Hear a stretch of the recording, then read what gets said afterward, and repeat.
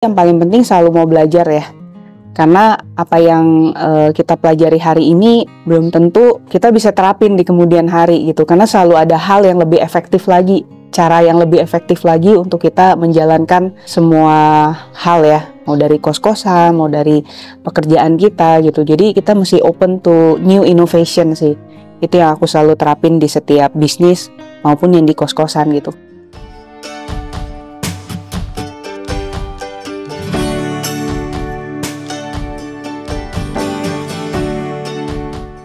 Hai semuanya, saya Margaret Venhart. Saya domisilinya di Cengkareng, Jakarta Barat. Sekarang bekerja jadi Direktur Marketing di Jeddah Hercules. Kalau pernah dengar, ya itu posisi dan domisili. Ya, kan pasti tahu ya kalau money value kan selalu turun ya. Jadi mesti mikir caranya gimana biar bisa tetap increase the money value aset kita gitu. Nah jadinya udah research kan beberapa banyak jenis instrument of investment gitu kan, di properti, di saham, di mungkin LM emas gitu kan, dan kayaknya paling cocok di properti gitu.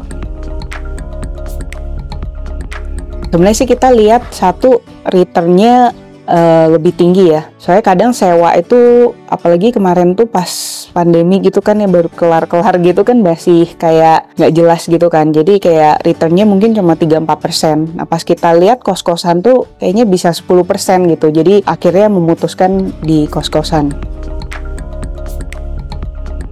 Sebenarnya udah mulai tertarik sih pas Desember 2021 ya. Udah mulai cek. Terus udah mulai lihat YouTube-nya Pak Antoni, terus ikut workshop di Februari, itu sih pas. Jadi dari akhir 2021 tuh udah mulai tertarik. Sekarang ada 7 unit, satu unitnya ada 6 kamar, jadi ada 42 kamar, daerah BSD semua.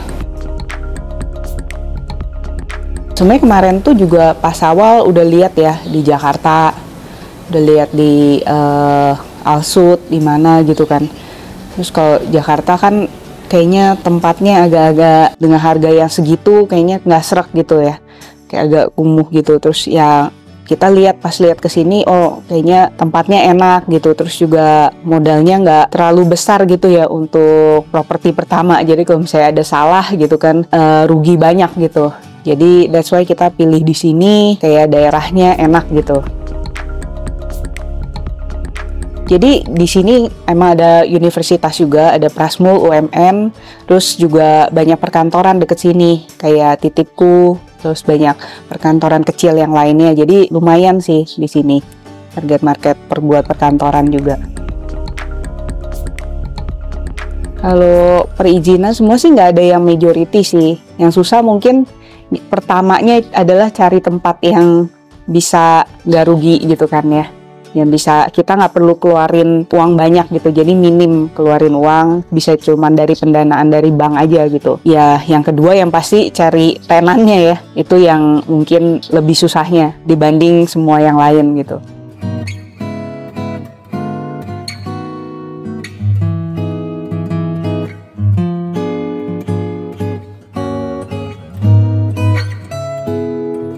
Enggak sih, soalnya kan either kita belinya dari developer, terus kan developer yang bantu urus. Kalau dari secondary itu agent yang bantu urus sih, jadi nggak gitu susah.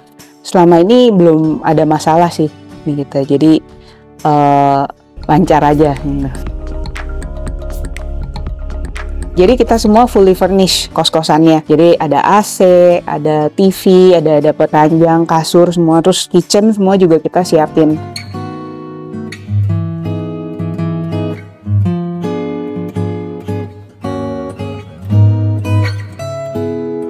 1,4 sampai 1,5 tergantung durasi sewa sih. Iya lumayan, 90% lah.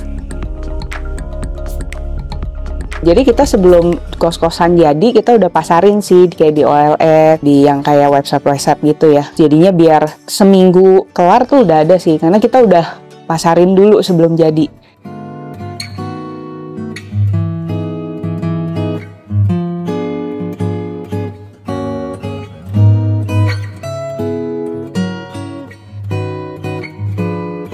Jadi sebenarnya kita nggak ada perbandingan banget sih ya sama COVID-19 gimana, karena kita sebelumnya belum pernah punya kos-kosan pas sebelum pandemi. Cuma yang kita lihat saat itu yang orang perlukan adalah yang penting nyaman di dalam kamar, high speed internet.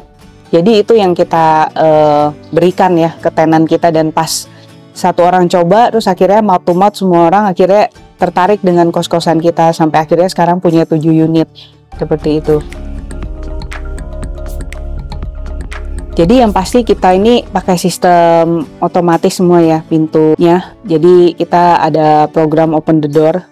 Jadinya pas check-in semuanya tuh lewat aplikasi. Terus mereka dapat PIN kan. PIN-nya mereka enter di aplikasinya, terus bisa mereka masuk tinggal pencet PIN aja di aplikasi. Jadinya nggak perlu mikir, aduh kuncinya hilang, kunci lupa bawa. Itu kan biasa kan sering ya. Terus saya mesti balik lagi. Jadi itu juga kita nggak perlu ketemu orang lagi gitu. Jadinya semua self check-in. Nah yang kedua pastinya high speed internet. Karena kan pas zaman WiFi itu kan penting banget ya. Kalau nggak pas lagi meeting online kayak nge-lag gitu kan agak kurang. Jadi kenyamanan yang pastinya di dalam setiap tenan kita, terus AC, terus juga smart TV udah include semua. Iya, mungkin tertarik di sini. Jadi kita ada tetap kontak chat yang 24 jam ya. Iya, jadi itu selalu ada. Jadi terus kita juga tiap minggu kita ada orang yang datang buat cleaning. Jadi terus juga setiap ada pergantian tenan kita selalu cek perlu dicat ulang nggak, ada hal yang perlu diservis nggak. Jadi selama ini sih tidak ada masalah sih.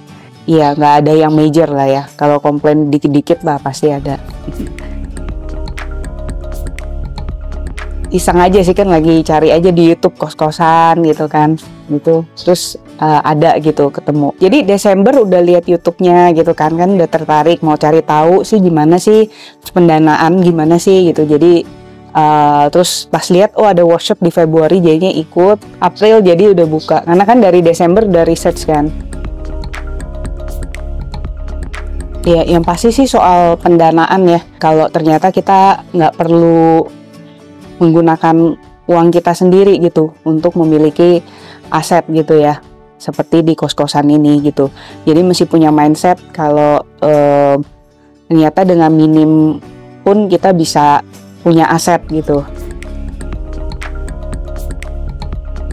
Kalau dari saya sih yang paling penting selalu mau belajar ya, karena apa yang kita pelajari hari ini belum tentu kita bisa terapin di kemudian hari gitu, karena selalu ada hal yang lebih efektif lagi, cara yang lebih efektif lagi untuk kita menjalankan semua hal ya, mau dari kos-kosan, mau dari pekerjaan kita gitu. Jadi kita mesti open to new innovation sih.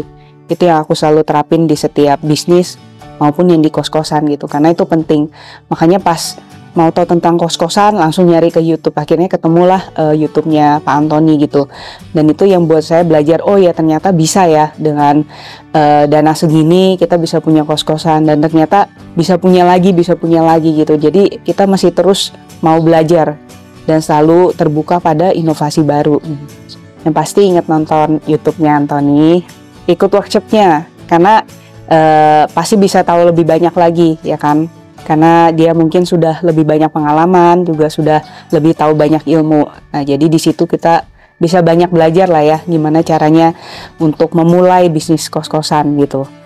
Ya, yang kedua sih ingat pakai sistem, karena kadang orang itu seperti yang punya bisnis kos-kosan kan kita udah lihat ya banyak ya. Banyak kan yang susah itu orang yang ngejaga kos-kosannya. Nah makanya kita sendiri di sini pakai sistem online gitu, pakai self check-in, pakai sistem namanya openthedoor.id. Nah itu makanya orang tinggal masuk aja, self check-in, tinggal isi formulir, data-data mereka, terus mereka bisa check-in sendiri. Jadi nggak perlu pakai orang lagi gitu buat nungguin kos-kosan. Belum lagi nggak tahu uang yang diterima sebenarnya sesuai nggak sama yang itunya. Jadi itu sih menurut aku gimana caranya kita bisa lebih efektif dan berikan servis yang baik yang pastinya yang diperlukan sama orang-orang.